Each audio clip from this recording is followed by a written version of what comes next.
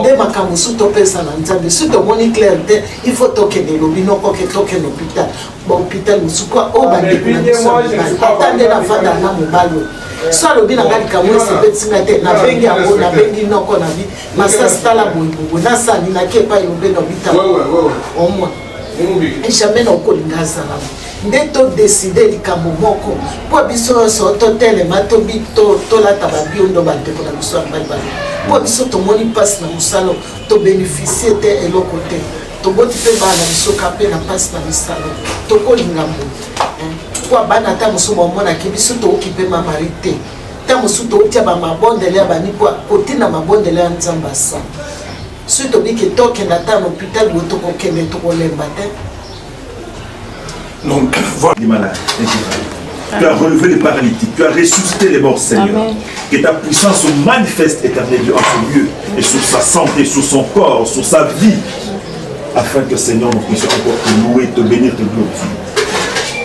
Nous sommes convaincus, Père, que tu vas veiller sur la santé de chacun de nous et sur le chemin de retour, afin que la paix règne chez chacun de nous pour la gloire de notre Seigneur. Nous t'avons ici prié, Seigneur. Et nous pensons à nos collègues qui sont avec nous, spirituellement, mais pas physiquement. Et tu puisses aussi, éternel Dieu, t'occuper d'eux. En toi, nous comptons. Sur toi, nous comptons. En toi, nous espérons. Tu es notre Dieu. Tu vis et tu règnes pour les siècles des siècles. Amen. Amen.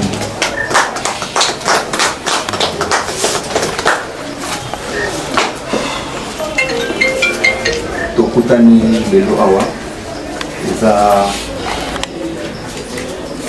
journée tokolo bango esengo mais eza na deuxième version pour les esengo te omona que ma mari tozalaka na ye santé eza malamu te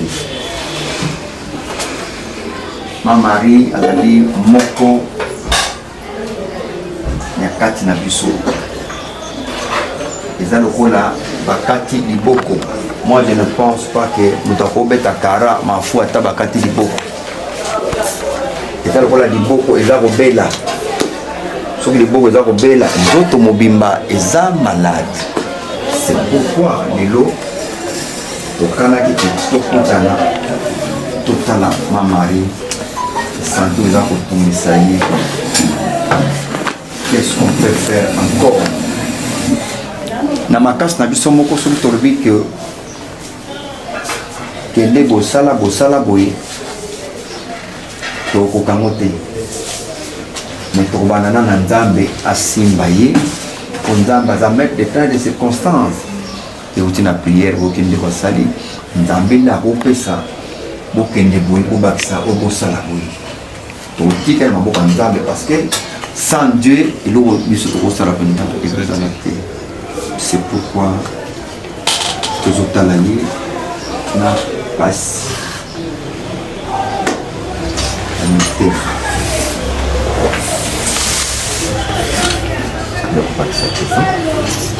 non bon ça n'est pas le cordon. Ma Marie, to sanga le lo utala yo, to le conforter que tu ne te sentes pas seul. Salongo qui est ta maison, salongo qui est ta famille. Et ça toujours na yo, oza yo moté. C'est vrai. Et pas na yo awa ma distance bambouteillage nzela bazo bongisa et ça là de chaque jour pour mon na te mais toza ensemble na makanisi, toza ensemble la prière et le sambo ya moko na biso ezali que ozwa recouvrer santé na yo, force na yo, rétro anezo ngandenge ezalaka, il y a très belles dames le sambo na biso voilà. Oza malade, ça nous touche nous tous. Lingue cartouche à lobby, le salongo c'est un corps. Ce qui moko azobela, les alokola partie moko nzoto ezobela. Les boko ezobela, moko tazana nesengo. Les pour les obela, moko tazana nesengo. Situation de Oumili. Tu as vu que aux traitement, na compte il y a maman Denise, mais l'hôpital wana, tous a convaincu ce monde, to comme préoccupé bisognoso, évolution exacte. Évolution exacte, on commence à se passer. Qu'est-ce qu'il faut faire? Si vous allez que peut-être tokomeka koluka maman totalisa yebiso moko que to réfléchir autrement ameka pour réfléchir autrement parce que munganga koloba oui ça va aller oui ça va munganga quelque part peut tous un peu limité peut-être bisika mususu et vous avez la possibilité science mouvement dans un monopole ka yebi nyonso ya omona ka ba ngoli malade awa eza kutu na mikila poto ba bengi spécialiste ya côté mususu à une clinique mususu pour na ko sangisa maele pour solution zwama donc tokomeka to bandek déjà pour ça la to cette audience maman yamba biso peut expliquer de vive voix la situation na yo parce que to lani ba rapport et à hôpital et vous allez kaka oui ça va aller mais umeli entre temps umeli bon on a yé il y a son bon on a yé c'est là santé na yo ils ont zonga ndenge aux alaraté donc aux obikanante c'est ça qui nous préoccupe mais tous ensemble pour te sentir solide de moni du na yo et yelelo pour passer temps na yo au ségal on est tout sera na lieu de répétition tout sera 50 ans tous ces 50 ans normalement et ça année où il fallait boula la bionda la bionda vraiment il y a la bionda il salami pendant tout cas et il est dans la fantastique donc c'est l'année où il fallait vraiment tous ces cas tous à la pensée ces années cinquantenaire il faut vraiment bino ba pilier à salon bozala ndenge on a le bola de la bionda comme ça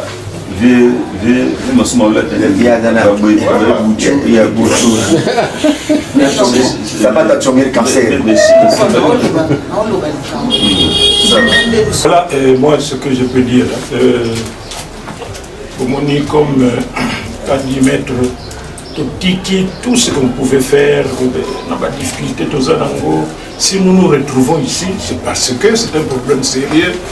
Vraiment dans la place Nango et continue à vite passer ensemble et c'est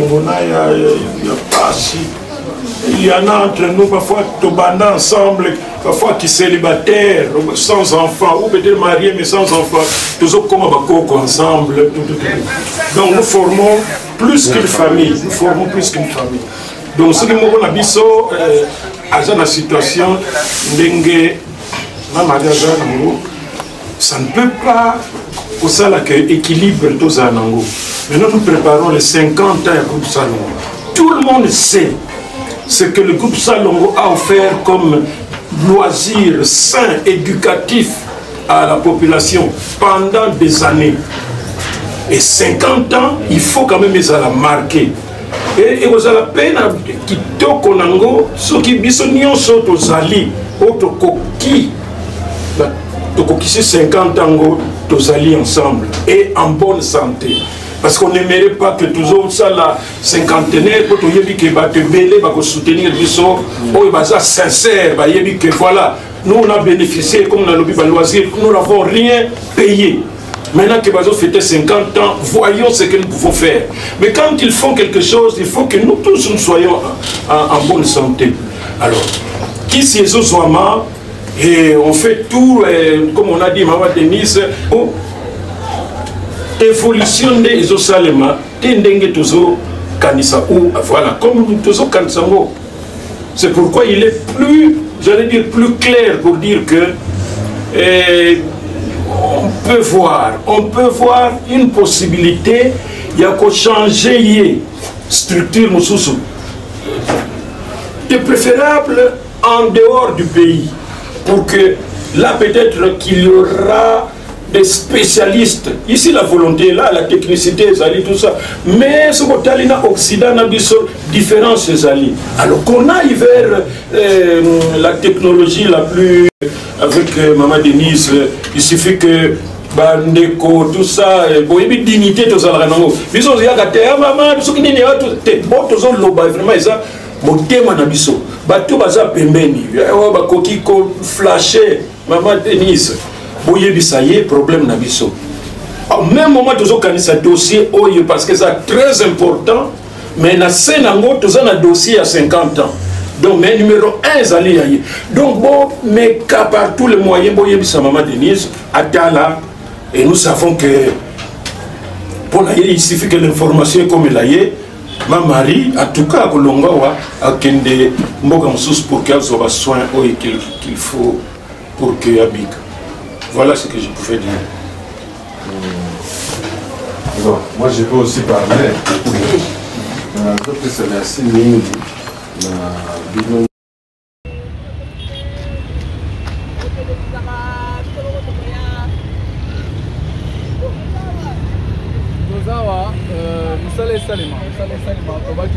Pas de distraction.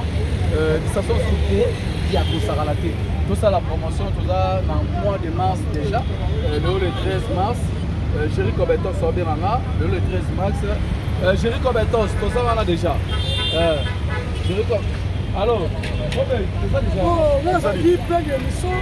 On a dit qu'il y a eu soit pour chaud, il y a rien à oublier.